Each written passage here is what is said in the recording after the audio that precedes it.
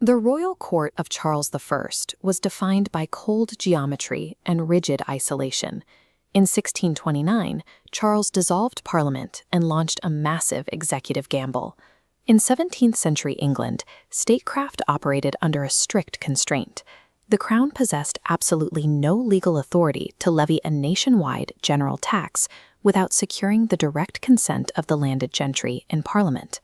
When Charles ascended to the throne, he inherited a massive fiscal deficit from his predecessors, yet he lacked any legal mechanism to raise the required revenue on his own.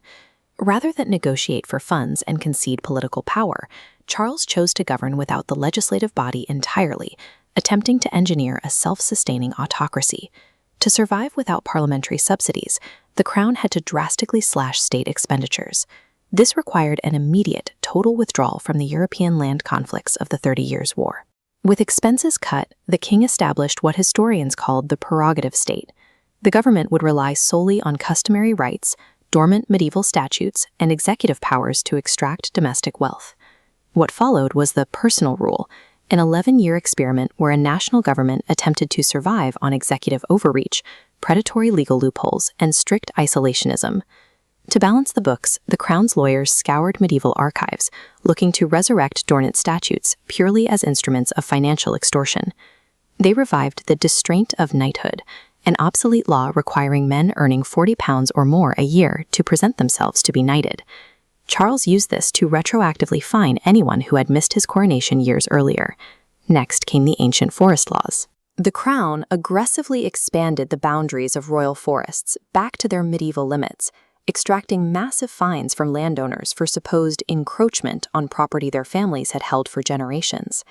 These deforestation policies destroyed common land rights, provoking deep rural resentment and sparking localized riots like the Western Rising. The most lucrative extraction, however, was ship money. Historically, this was a highly specific, legally accepted levy applied exclusively to coastal regions to fund naval defense during times of war. This map illustrates the accepted application of ship money, restricted purely to maritime counties.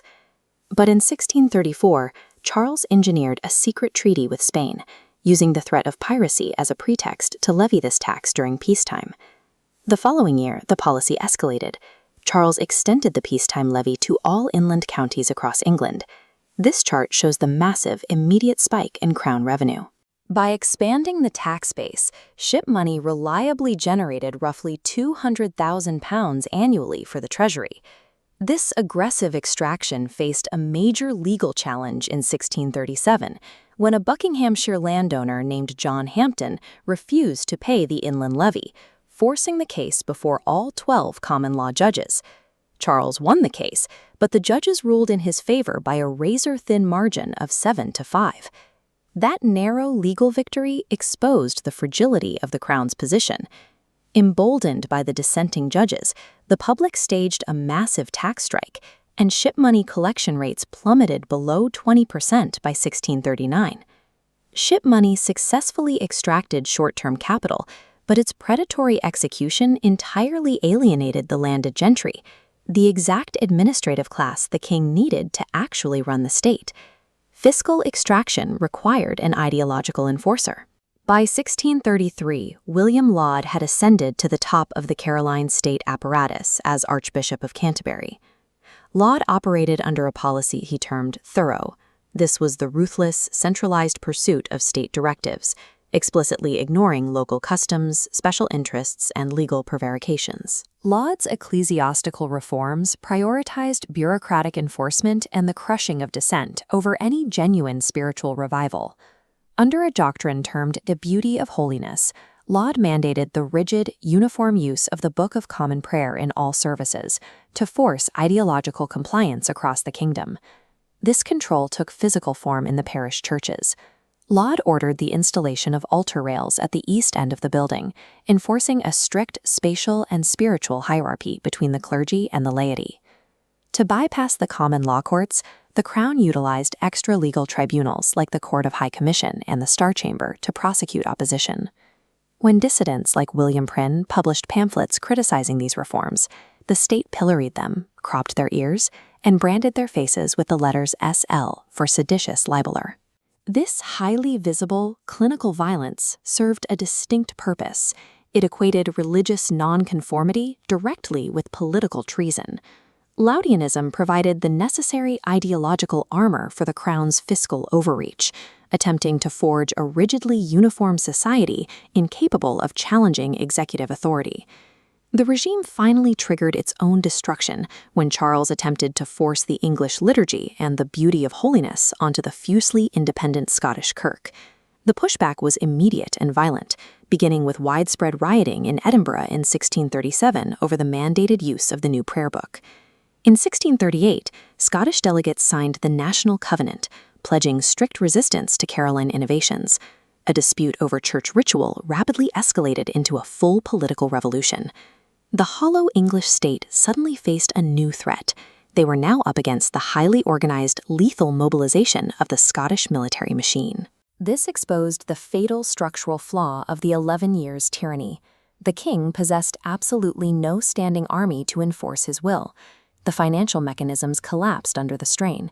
Ship money and forced loans proved completely insufficient to fund a sudden, massive military mobilization. The levies Charles raised were disastrous. The English force consisted largely of unpaid, unenthusiastic southern militias, with many conscripts armed only with obsolete bows and arrows. The prerogative state had the bureaucratic capacity to extort its own citizens in peacetime, but it entirely lacked the logistical infrastructure to mount a national defense. The Scottish soldiery featured thousands of battle-hardened veterans returning from the 30 Years' War on the continent. They marched south to meet an English force devoid of basic discipline. Starving militias actively mutinied, looted their own supply lines, and murdered their officers, causing the English ranks to collapse entirely. The conflict climaxed in August 1640 at the Battle of Newburn, where the highly equipped Scottish army easily forced a passage over the River Tyne. This victory handed the Scots a massive strategic choke point. They occupied Newcastle, seizing total control of the vital coal trade flowing into London.